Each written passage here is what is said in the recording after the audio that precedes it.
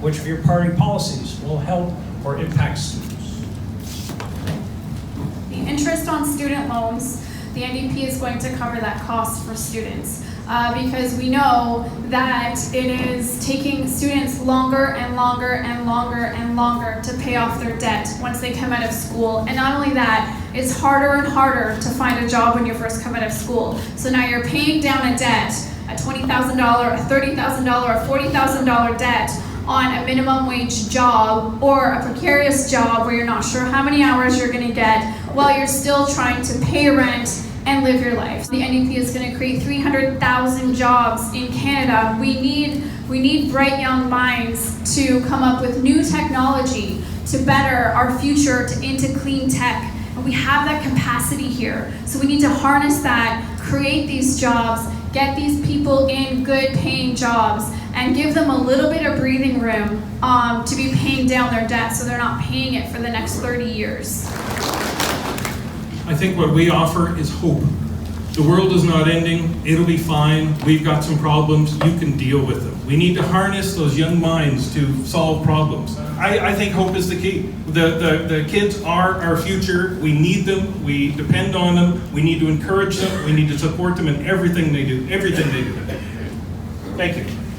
Is the Greens will offer free post-secondary education, college, university, and trade schools to all Canadian students, and that will be paid for. Right now there's a bunch of bursaries and grants and student loan defaults and a lot of different money, and administration is being used to manage the issue of student loans right now.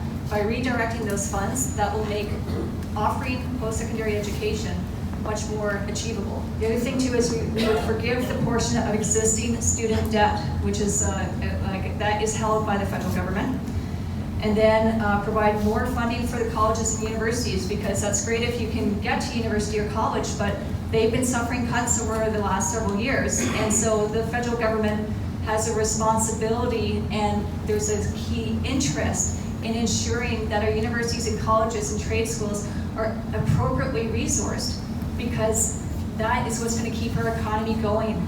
And finally, we want to remove the 2% cap on increases in education funding for Indigenous peoples. We're not really talking, that hasn't been a topic tonight, but it's important not to forget about them. And also, there used to be an agricultural college in Kempville which was shut down, and maybe to grow, because we all like food, we all need it. That might be, to me, that would be a good idea to reopen so we have more than just Guelph offering agricultural training for future farmers. Thank you. The government has actually been there to help more people go to trade school, help more people do an apprenticeship, do more mentorship. Even here in Canada, when we look at the work that the local business association does in terms of internship and mentorship, that's why so many of the investments that the government made here in the high-tech sector were for exactly that.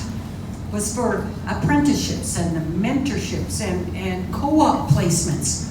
All those things, even what we do for Canada Summer Jobs. We've quadrupled the number of Canada summer jobs.